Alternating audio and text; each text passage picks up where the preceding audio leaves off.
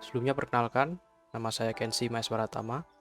Video ini merupakan tugas pengganti dari kegiatan praktikum elektronika dasar, yaitu modul 5, konfigurasi transistor dan diode resistor logic. Untuk konfigurasi transistor yang pertama, yaitu adalah konfigurasi common base. Common base itu memiliki arti yaitu base dari transistor ini digunakan sebagai input dan output secara bersamaan. Ini merupakan transistor NPN. Jadi ini dapat diketahui dengan posisi emitter yang mengarah keluar logonya. Jadi input dari rangkaian ini yaitu berasal dari sinyal. Sinyal ini merupakan sinyal AC ya, arus bolak-balik yang akan masuk ke emitter transistor. Jadi dari sini kutub positifnya kemudian akan melewati kapasitor dan masuk melewati emitter. Sinyal tersebut tidak akan masuk melewati resistor ini karena ini memiliki hambatan, sehingga otomatis arus akan menuju ke tempat yang hambatannya lebih kecil atau tidak ada hambatan ke sini.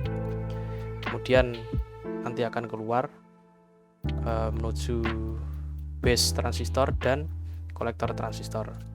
Output dari rangkaian ini diambil dari kolektornya.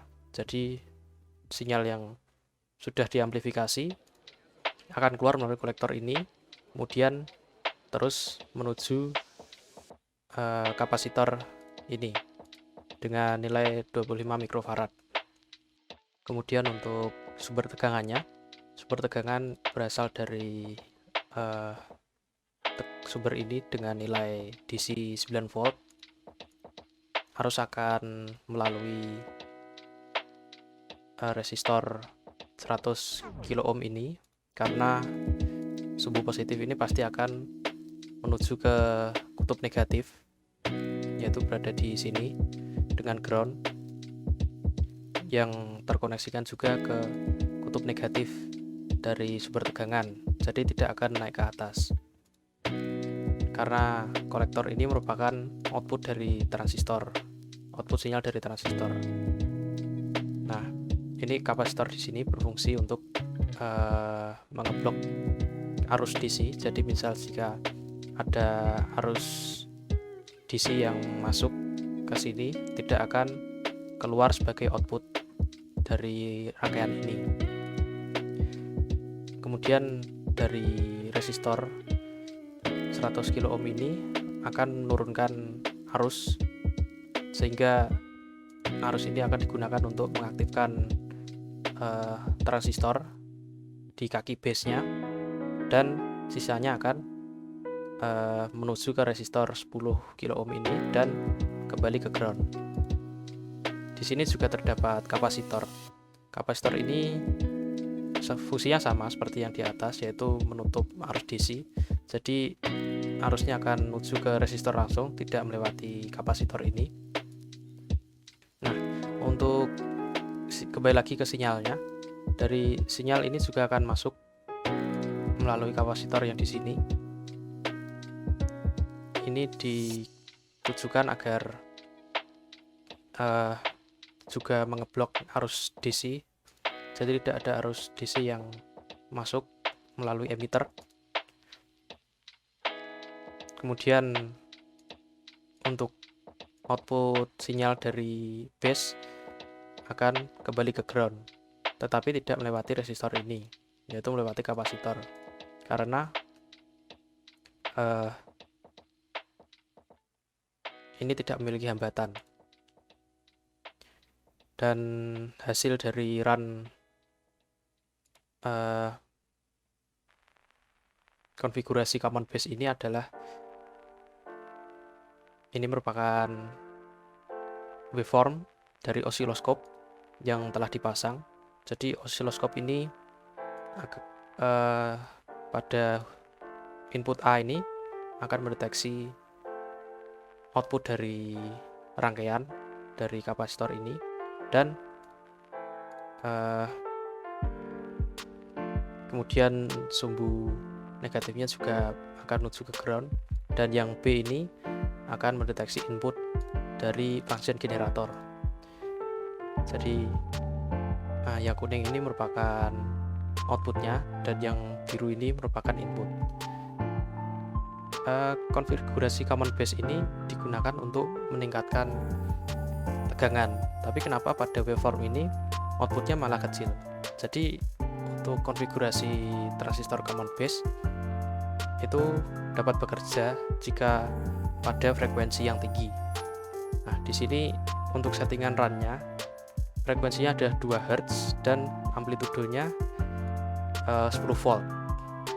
Nah, untuk mengubah agar kita dapat mengetahui amplifikasi dari tegangannya, kita dapat melakukan setting pada function generator frekuensi menjadi 1 kHz dan amplitudenya itu 1 mV. Kemudian kita run.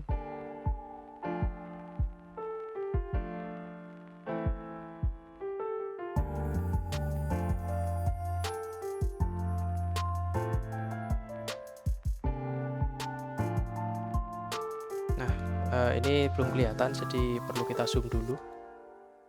Nah, jadi yang semula output dari konfigurasi common base ini lebih kecil dari inputnya. Sekarang jika kita lakukan tes pada frekuensi 1000 kHz dan tegangannya 1 mV yang sebelumnya 1 volt, ini kita bisa lihat pada outputnya yang semula input yang masuk itu 2,5 mV, outputnya menjadi 100 mV. Itu merupakan konfigurasi transistor common base. Selanjutnya ada konfigurasi common emitter. Jadi untuk konfigurasi ini emiternya merupakan output dan input secara bersamaan dan dijadikan ground. Kemudian untuk inputnya nanti akan melalui base transistor dan outputnya dari kolektor transistor. Sinyal yang masuk yang berasal dari function generator ini akan menuju resistor R6 ini, kemudian akan masuk ke transistor, dan outputnya akan keluar dari kolektor kemudian melalui kapasitor ini. Fungsinya sama kapasitor yang kita lihat sebelumnya pada konfigurasi common base, yaitu menghalangi arus DC agar tidak keluar bersama dengan outputnya. Kemudian untuk jalur kabel osiloskopnya, nah osiloskop ini kita gunakan untuk sama seperti tadi mengecek input dan outputnya. Pada input itu dari input A ini kutub positifnya itu melalui kapasitor ini. Kenapa di sini juga ada kapasitor? Jadi tadi sumber sinyalnya berasal dari sumbu positif function generator, kemudian ke resistor ini. Setelah itu untuk masuk ke osiloskop harus melewati kapasitor ini yang juga menghalangi arus DC dari sumber tegangan. Jadi A ini merupakan input dari rangkaian ini, dan yang B merupakan outputnya dari kapasitor yang ada pada kolektor ini. Untuk sumber tegangan kita gunakan DC 15 volt yang akan masuk ke resistor R5 ini yang menurunkan tegangannya menurunkan arusnya, sehingga menurunkan arus dan tegangan, karena ini merupakan R5 dan R6 ini merupakan rangkaian pembagi tegangan. R5 menurunkan arusnya, kemudian masuk ke base dan menurunkan tegangannya juga. Dari emitter ini arus, sinyal, dan tegangan yang keluar dari emitter, arus akan langsung keluar dari R7 menuju ke ground, dan ini kapasitor ini merupakan kapasitor bypass, jadi ini akan meningkatkan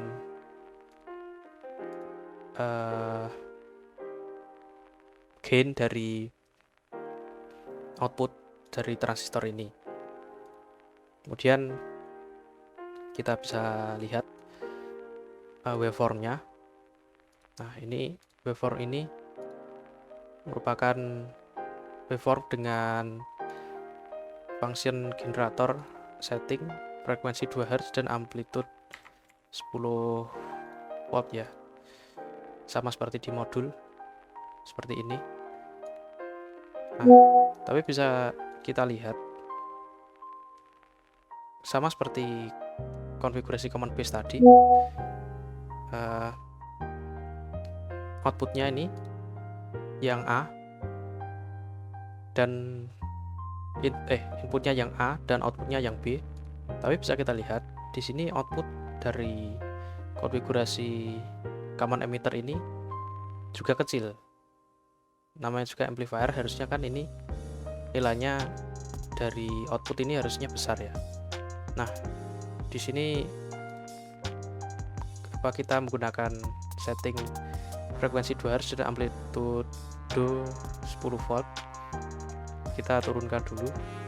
Jadi kalau inputnya 10 volt itu tidak bisa diamplifikasi oleh rangkaian ini. Jadi kita gunakan tegangan yang kecil, yaitu 1 volt. Nah, di sini bisa dilihat bahwa input tadi yang kita masukkan 1 volt setelah keluar dari rangkaian. Setelah keluar dari rangkaian, nanti tegangannya akan jauh lebih tinggi dari input, hampir 2 kali lipatnya ya dari common konfigurasi common emitter ini. Dan juga transistor common emitter ini digunakan untuk meningkatkan gain dari, selain dari tegangan, juga pada arus listrik. Selanjutnya ada transistor common collector, yang berarti kolektor dari transistor ini akan dihubungkan ke ground dan dijadikan sebagai input dan output secara bersamaan. Oh maaf, ini ada kesalahan. Yep. Jadi untuk konfigurasi common collector ini, inputnya akan masuk melalui base dari transistor dan outputnya akan keluar ke emitter transistornya. Sinyal yang berasal dari frekuensi function generator ini akan masuk melalui resistor 10 ohm, kemudian menuju ke base dari transistor, dan outputnya akan keluar dari emitter, kemudian menuju ke kapasitor pada outputnya. Kapasitor ini juga berfungsi untuk menutup arus DC agar arus dari sumber tegangan untuk mengaktifkan transistor tidak bercampur dengan sinyal. Di sini untuk mengetahui waveform atau gelombang dari tegangan dari rangkaian ini, kita gunakan osiloskop juga, yaitu untuk outputnya untuk inputnya kita menggunakan input yang B ini. Jadi sinyal yang berasal dari function generator menuju ke resistor 10 kilo ohm, kemudian masuk ke kapasitor 5 mikrofarad ini. Kenapa di sini ada kapasitor? Fungsinya sama untuk menutup arus DC agar tidak ada arus DC yang masuk ke osiloskop dari sumber tegangan, kemudian ke kabel ini, kemudian masuk ke osiloskop.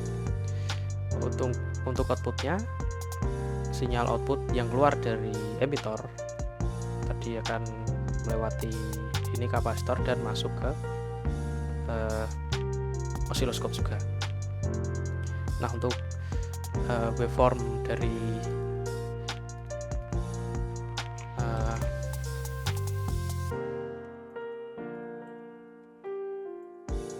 rangkaian ini kita bisa lihat.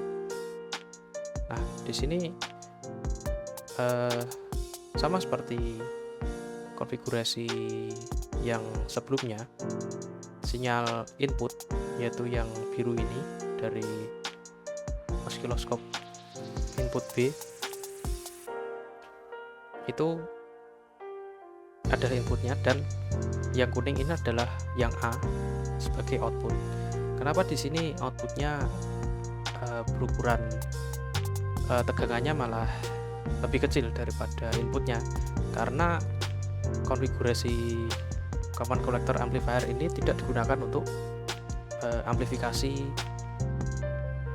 tegangan. Jadi untuk konfigurasi common collector ini digunakan untuk amplifikasi arus saja. Selanjutnya ada DRL atau diode resistor logic atau logika dioda resistor. Di sini ada dua rangkaian dalam satu file. Rangkaian yang pertama adalah rangkaian OR gate, dan yang kedua ini adalah rangkaian AND gate. DRL atau diode resistor logic tidak banyak digunakan karena hanya terbatas pada dua gerbang logika, yaitu ini OR gate dan AND gate saja. Jadi tidak bisa yang lain seperti NOT atau XOR atau NAND, tidak bisa. Jadi untuk yang pertama adalah konfigurasi OR gate ya.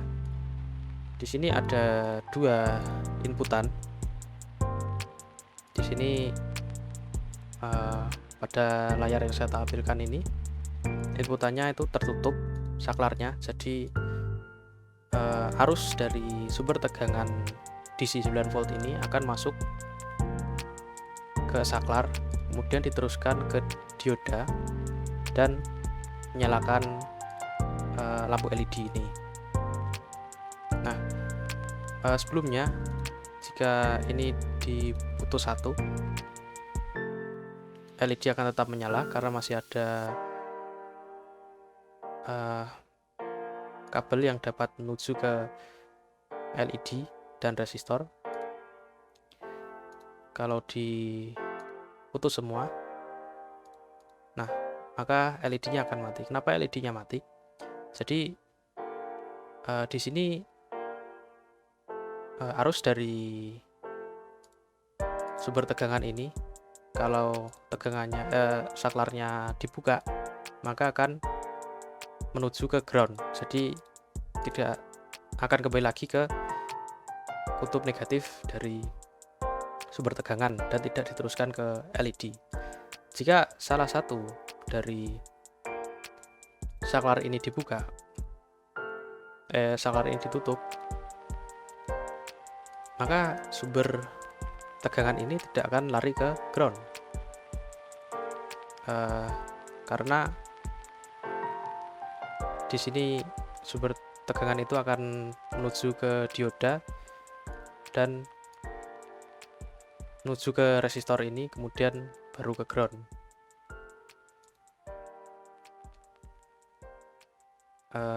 Sebenarnya di sini LED itu untuk rangkaiannya yang asli itu belum ada LED-nya. Jadi kenapa di sini ada resistor? Yaitu karena resistor ini berfungsi sebagai beban pada rangkaian. Jika tidak ada resistor ini dan hanya langsung menuju ground, maka arus tidak akan mengalir. Kenapa tidak akan mengalir? Karena jika tidak ada hambatan, maka tidak akan ada arus yang mengalir, seperti hukum Ohm. Nah, kemudian untuk membuktikannya dipasang LED di sini. Jadi salah satu dari dioda ini, jika ada arus yang mengalir, maka LED akan menyala karena akan menuju ground juga. Nah, selanjutnya ada konfigurasi AND gate. Di sini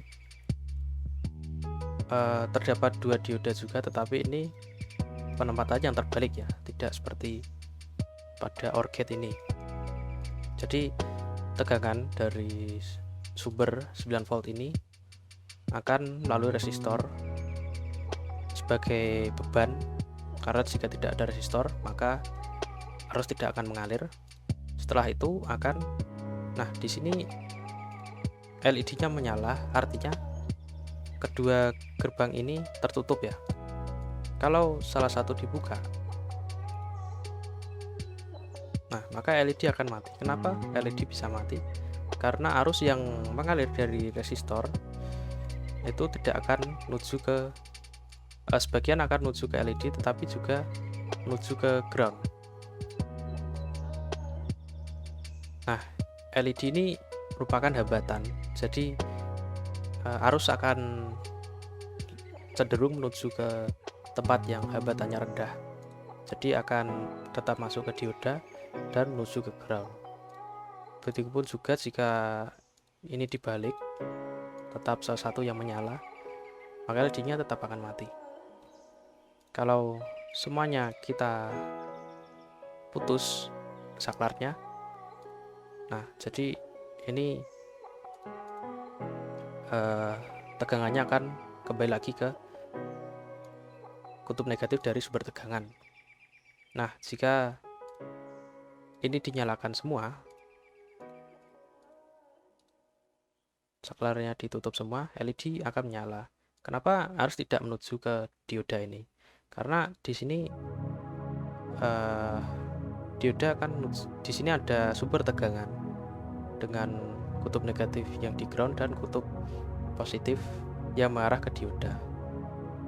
Karena ini merupakan kutub positif dan dari sumber tegangan yang menuju resistor adalah kutub positif, arusnya tidak akan menuju ke dioda karena sama-sama positif, tidak akan lewati dioda, sehingga arus akan mengabaikan kedua gerbang ini dan langsung menuju ke LED dan ke ground. Terima kasih, semoga penjelasan saya ini dapat bermanfaat dan dapat menjadi penjelasan yang baik.